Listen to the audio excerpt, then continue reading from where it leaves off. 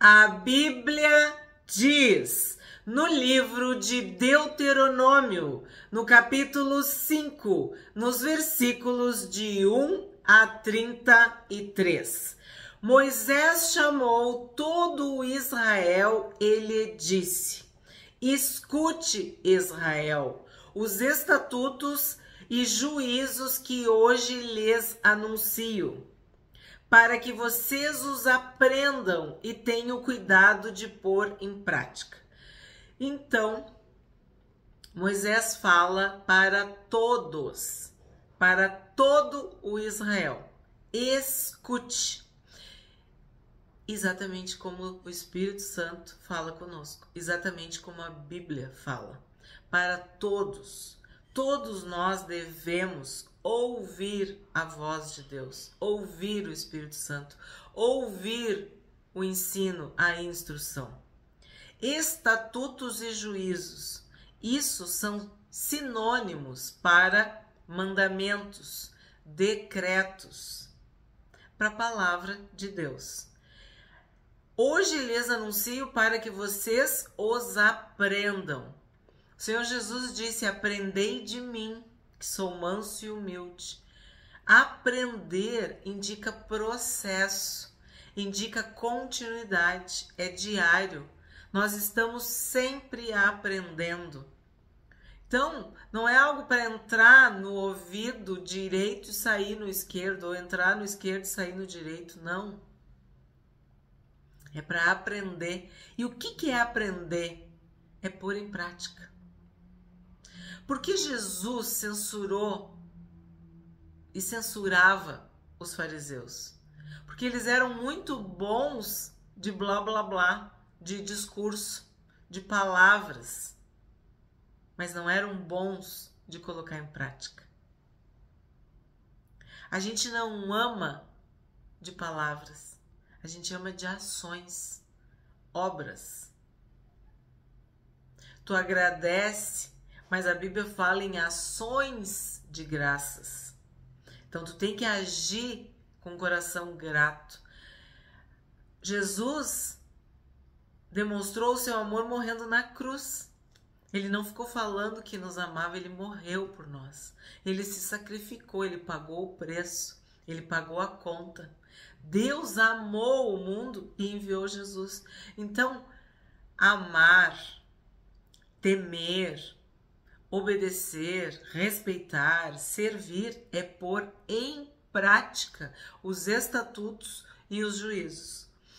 Então, Moisés está chamando a atenção de todo Israel. Isso vale para todo o Israel. 2. O Senhor nosso Deus fez aliança conosco em Horebe.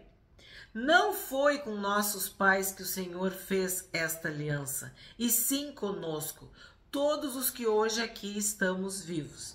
O que Moisés está falando aqui? Aquele povo foi rebelde, murmurador, medroso, não tiveram fé, não amaram, não santificaram, não glorificaram a Deus e eles morreram no deserto. Então, esta aliança é para nós que estamos vivos. 4. Face a face o Senhor falou conosco no monte do meio do fogo. Naquela ocasião, eu me coloquei entre o Senhor e vocês para lhes anunciar a palavra do Senhor, porque vocês ficaram com medo do fogo e não subiram o monte. Vou parar aqui um pouquinho. É muito importante nós entendermos este versículo.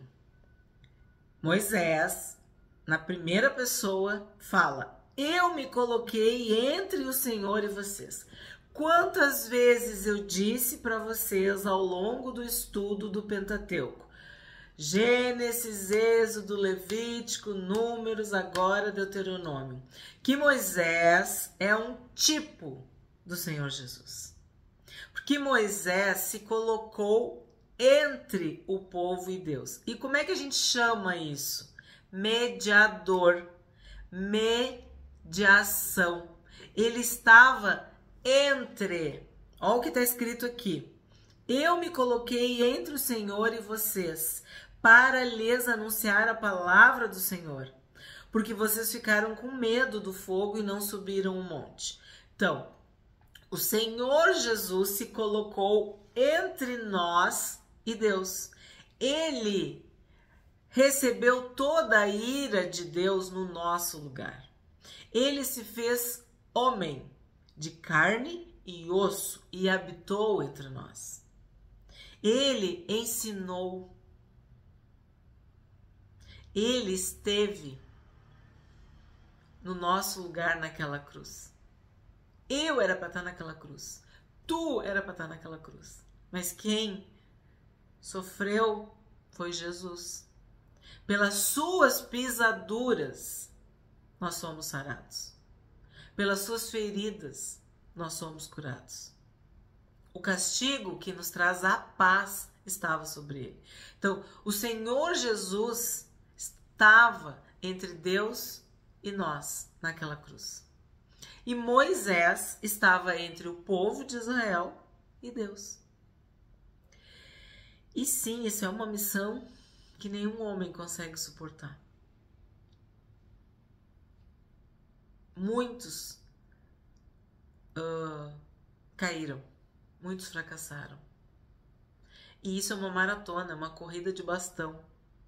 Aí tu vai ver, desde o início, a gente viu Abraão, Isaac e Jacó, Moisés e Arão, depois Josué, Davi, são tantos, Jeremias, Ezequiel, Daniel, tantos que estiveram fazendo esse papel entre Deus e o povo. Seja um evangelista, seja um profeta, seja um pastor, seja um apóstolo, seja um mestre. Deus tem levantado homens e mulheres, lembra de Esther? Ao longo da história para fazer esse papel, de estar entre Deus e o povo. Mas ninguém cumpriu. Só Jesus cumpriu. Só Jesus se tornou a nossa justiça. Só Jesus. Porque ele morreu na cruz, foi sepultado e ressuscitou. E ele está sentado à direita de Deus Pai e intercede por nós. Então, quando tu lê esse versículo aqui, ó, isso aqui aponta para o Senhor Jesus. Vocês ficaram com medo do fogo. O que quer dizer ficar com medo do fogo? Significa que Jesus enfrentou esse fogo no nosso lugar. Porque nós temos medo, assim como Adão e Eva no Éden tiveram medo e se esconderam, o pecado, nós como pecadores, nós temos medo do fogo. Que fogo é esse? O fogo da santidade de Deus, o fogo consumidor. Ficaram com medo do fogo e não subiram o monte. O que é subir um monte? É estar na presença de Deus. Se tu tá em pecado e tu vai para a presença de Deus, tu vai ser fulminado pela glória de Deus, pela majestade de Deus, pela santidade de Deus. E Jesus aplacou esta ira de Deus. Pagou a conta, zerou, riscou o escrito de dívida. Vocês conseguem entender? Então, quando Moisés está falando isso aqui aponta para a obra do Senhor Jesus. E o Senhor disse: eu sou o Senhor, seu Deus, que o tirei da terra do Egito, da casa da servidão. Então, quem é que nos liberta? Se o Filho vos libertar, verdadeiramente sereis livres. Foi para a liberdade que Cristo nos chamou. Conhecereis a verdade e a verdade vos libertará. Então, Jesus é o caminho, a verdade e a vida. É Ele que nos libertou. Então, quem é que nos tirou da terra do Egito? O Egito, lembra a fortaleza insolente e orgulhosa? Nós, sem Deus, somos insolentes, orgulhosos, soberbos. Precisamos de um libertador. Então, quem nos libertou? Jesus nos livrou do pecado, da servidão, da escravidão do pecado. E aqui tá bem claro, ó, Deus é que tirou o povo da casa da servidão. E aí, este Deus que libertou diz o seguinte: não tenha outros deuses diante de mim. Por quê? Desculpa, porque as outras nações eram politeístas. Elas tinham várias divindades, vários deuses, vários ídolos, tudo no plural. E Deus está falando que ele é o único. Só o Senhor é Deus. Então não tenha outros deuses, deuses com letras minúsculas diante de mim. Não faça para você imagem de escultura, nem semelhança alguma do que há em cima no céu, nem embaixo na terra, nem nas águas debaixo da terra. Não adore essas coisas, nem preste culto a elas, porque eu, o Senhor, seu Deus, sou Deus zeloso, que visita a iniquidade dos pais nos filhos, até a 3ª e 4ª geração daqueles que me odeiam. Mas faço misericórdia até 1000 gerações daqueles que me amam e guardam os meus mandamentos. Então, o que a gente está vendo aqui? Moisés está repetindo os 10 mandamentos para esta geração dos vivos que vão entrar na terra. Lembra que eu falei no primeiro capítulo? Está recapitulando, fazendo um resumo para este povo que vai efetivamente entrar na terra. E sim, o problema da idolatria foi um problema recorrente. E eu digo foi, porque eu me refiro a esses ídolos de pedra, de ouro, de madeira, de imagens. Mas sabemos que as pessoas têm outros ídolos. Se não for Deus em primeiro lugar, vai ter outra coisa ali. Às vezes a própria pessoa, às vezes o dinheiro, às vezes uma outra pessoa, uma paixão, né? Uma obsessão, um sonho, que hoje as pessoas dizem, meu sonho, meu sonho. Nós não queremos saber dos nossos sonhos, a gente quer saber dos sonhos de Deus, dos projetos de Deus, dos planos de Deus, da vontade de Deus. Tu pode falar para Deus o que tu quer, mas tu vai ouvir se ele concorda, se ele abençoa, se ele permite, se ele autoriza. Então, às vezes até isso vira um ídolo, né? E aqui tá bem claro. O contexto cultural, o contexto daquela época era de povos e nações que adoravam imagens, estátuas de animais, de pessoas, do céu, ficavam fascinados com o sol, com a lua, com as estrelas, entende? E Deus está deixando bem claro que isso é errado. Não façam isso. Isso é pecado. 11. Não tome o nome do Senhor, seu Deus, em vão, porque o Senhor não terá por inocente o que tomar o seu nome em vão. Temos vídeos no canal sobre os 10 mandamentos. Muitos vídeos. Dava até para fazer uma playlist de todos esses vídeos sobre os 10 mandamentos. Porque os 10 mandamentos aparecem em várias passagens bíblicas. E é interessante que todos os mandamentos são repetidos, exceto o sábado e esse dos ídolos no Novo Testamento. Isso é muito interessante, porque havia, vamos dizer assim, uma mudança nos tempos de Jesus. Havia já uma legislação que instituiu o sábado, né? E já havia um entendimento de que tu não poderia ter imagens. Tanto é que até hoje, né, os judeus não têm nenhum tipo de imagem, nenhum tipo de ídolo e guardam o sábado. Então, o que acontece? A igreja primitiva já partiu disso. E eu já falei para vocês, né, sobre isso. O nome do Senhor é como se tu dissesse assim, ó, tu é o representante de Deus. E aí tu usa o nome de Deus para pecar.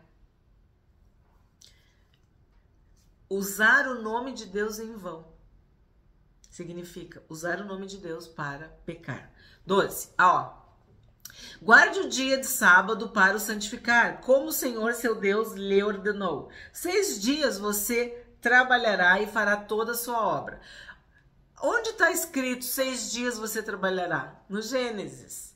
O padrão de Deus em Gênesis é trabalhar 6 dias, tudo o que fez foi bom, muito bom, e descansar no 7º.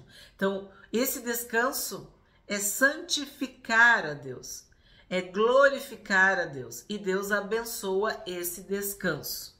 Mas o 7º dia é o sábado dedicado ao Senhor seu Deus. Não faça nenhum trabalho nesse dia.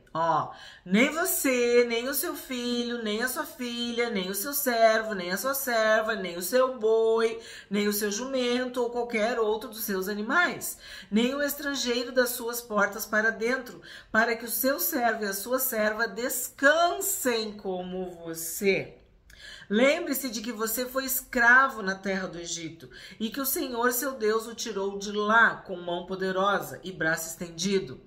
Por isso o Senhor seu Deus ordenou que você guardasse o dia de sábado. Então tá bem explicado por que Deus ordenou que guardasse o sábado.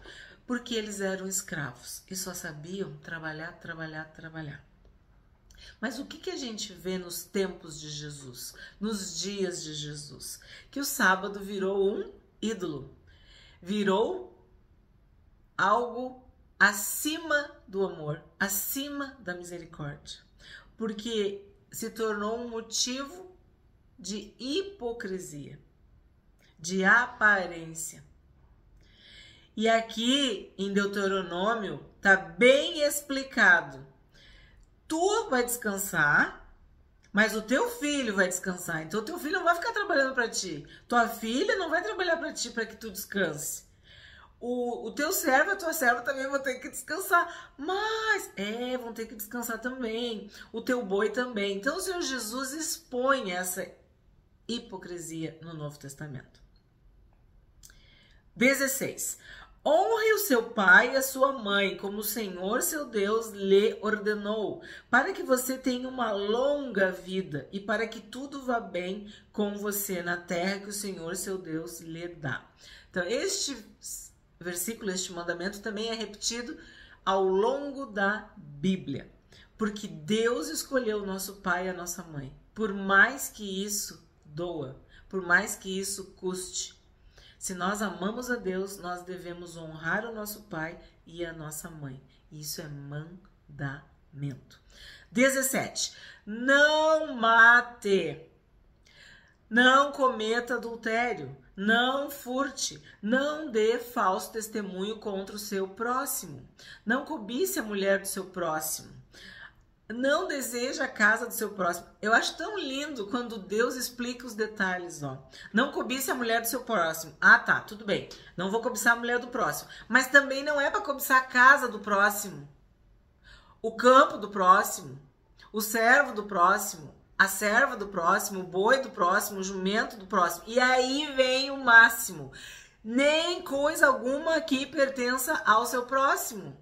O carro, o celular, a última viagem que ele fez, o último curso, não sei. O que diz? Coisa alguma que pertença ao seu próximo.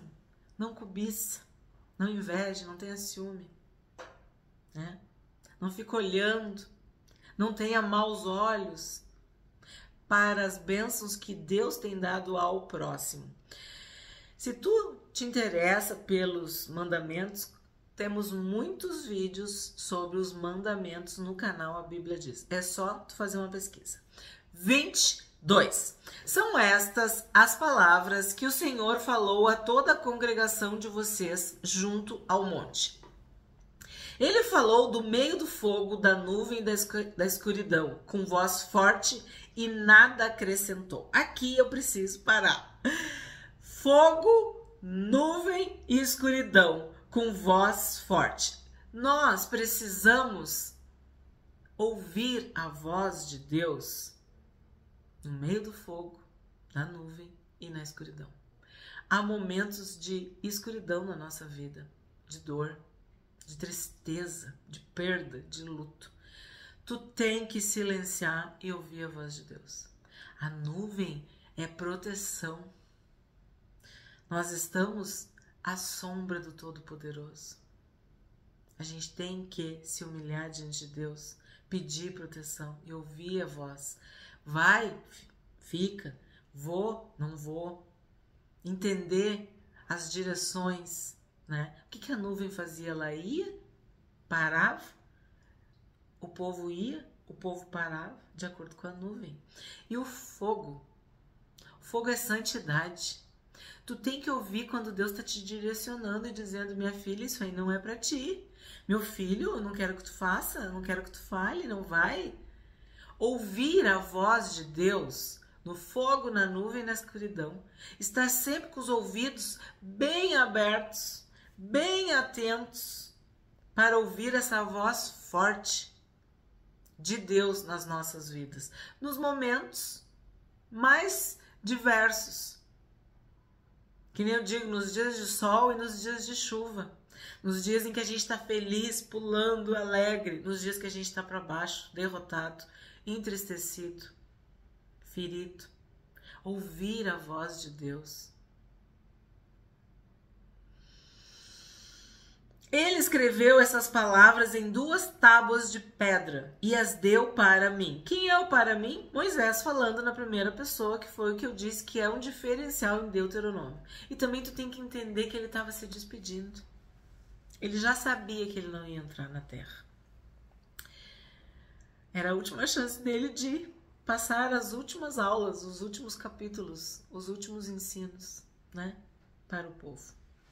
Quando ouviram a voz que vinha do meio das trevas, enquanto o monte estava em chamas, vocês se aproximaram de mim, todos os chefes das tribos e os anciãos. Eu tenho que falar um pouquinho sobre isso das trevas. Muitas pessoas não entendem isso. Deus, ele é superior a tudo. Não há nada nem ninguém superior a Deus. Nem na terra, nem no céu e nem embaixo da terra.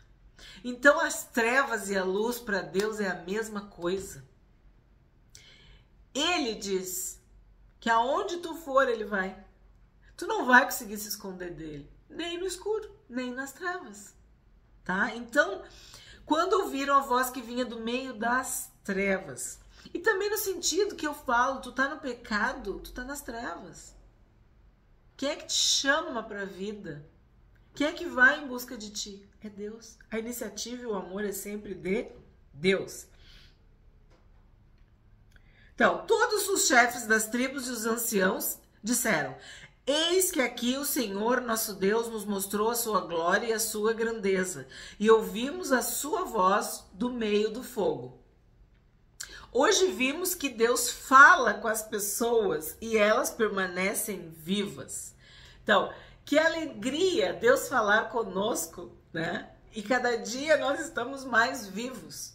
É isso que a palavra de Deus faz, ela nos vivifica. Claro, aqui eles estão falando especificamente, porque eles acreditavam que iriam morrer, né?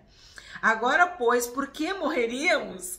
Pois este grande fogo nos consumirá. Se continuarmos a ouvir a voz do Senhor nosso Deus, morreremos. Afinal, de toda a humanidade, quem é que ouviu a voz do Deus vivo falar do meio do fogo, como nós ouvimos, e permaneceu vivo? Aproxime-se você e ouça tudo que o Senhor nosso Deus disser. Você nos dirá tudo que o Senhor nosso Deus lhe disser. Nós ouviremos e cumpriremos o que for dito. Então, o que acontece? Eles estavam aterrorizados. Hebreus fala desse episódio. Se um animal tocar no monte, será morto. Então, Moisés, fala tu com Deus, porque se a gente falar, a gente vai morrer. 28. Quando o Senhor ouviu o que vocês disseram, quando falaram comigo, o Senhor me disse: eu ouvi as palavras que este povo lhe falou, e em tudo eles falaram muito bem, porque sem santidade ninguém verá o Senhor.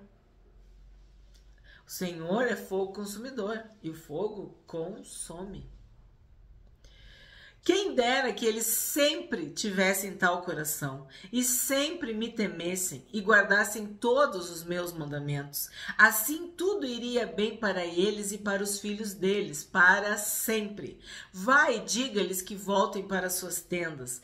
Mas você fique aqui comigo, e eu lhe direi todos os mandamentos, estatutos e juízos que você lhes ensinará, para que os cumpram na terra que eu lhes darei para que seja deles.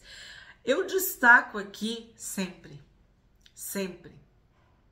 Perseverar sempre.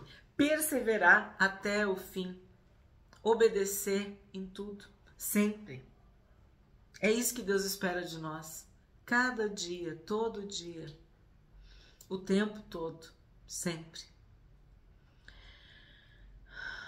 32. Tenham cuidado de fazer como o Senhor seu Deus lhes ordenou. Não se desviem nem para a direita nem para a esquerda. Andem em todo o caminho que o Senhor seu Deus lhes ordenou, para que vocês vivam, para que tudo lhes vá bem e para que se prolongue os seus dias na terra que irão possuir. Então, a obediência é o que Deus quer. Tenham cuidado de fazer como o Senhor, seu Deus, lhes ordenou. Obedecer às ordens de Deus, os mandamentos de Deus, a palavra de Deus. E aí tem essa pérola. Não se desviar nem para a direita e nem para a esquerda. Aqui a gente pode pensar, não se desviar nem para a direita nem para a esquerda.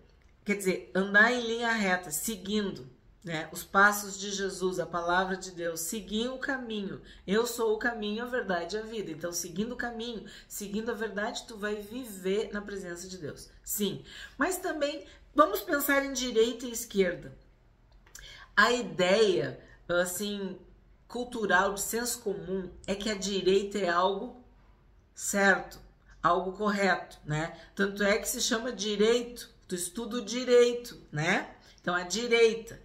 A ideia de que tu não vai se desviar nem para a direita e nem para a esquerda. Por quê? No sentido de que às vezes tu tá fazendo o que é certo, tu tá na religião, tu tá seguindo a palavra e tu pode te perder lá dentro. Os fariseus, do ponto de vista humano, eles eram corretos. Eles estavam na direita, eles estavam à direita, eles tinham uma religião, eles eram respeitados, mas eles se perderam justamente na religião. Em Provérbios a gente viu, não seja extremamente, exageradamente justo para que tu não te destrua, para que tu não seja destruído. Então, às vezes a pessoa fica tão obcecada por fazer tudo certo no seu esforço, que ela se desvia, que ela peca. Paulo, no seu zelo, ele perseguiu a igreja. O Senhor Jesus apareceu para Paulo. Paulo, ele estava se desviando na direita, entende? À direita. E a esquerda, o que é o senso comum de esquerda? Né? É o outro lado, é o torto, é o errado. Então, a esquerda seria literalmente o pecado. O erro declarado, público. Então, quando a palavra de Deus fala, e muitas vezes ela fala assim, não se desvie nem para a direita e nem para a esquerda. Não queira aparentar estar certo. Esteja certo. Sabe? Não ser quente. Não seja quente ou frio. Não seja morno. Então, nem para a direita, nem para a esquerda. Não se desvie, nem para a direita, nem para a esquerda. A Bíblia fala muito sobre isso, dia e noite. Bem e mal. Então, aqui tem essas duas conotações, essas duas interpretações. Andar em todo o caminho que o Senhor, seu Deus, lhes ordenou. Andar em todo o caminho. Seguir os passos de Jesus. É isso que o cristão faz. Ele segue o Cristo. E neste caminho ele aprende. Todos os dias caminhando na presença de Deus. Isso é a vida. O capítulo começou falando, ó, pôr em prática. Andar em todo o caminho significa colocar em prática. É segunda, terça, quarta, quinta, sexta, sábado, domingo, segunda, terça, quarta, quinta. É de manhã, de tarde, de noite. É inverno e é verão. Isso é andar em todo caminho, todos os dias, buscando a palavra de Deus, buscando a face de Deus. Obediência. obedecendo a Deus.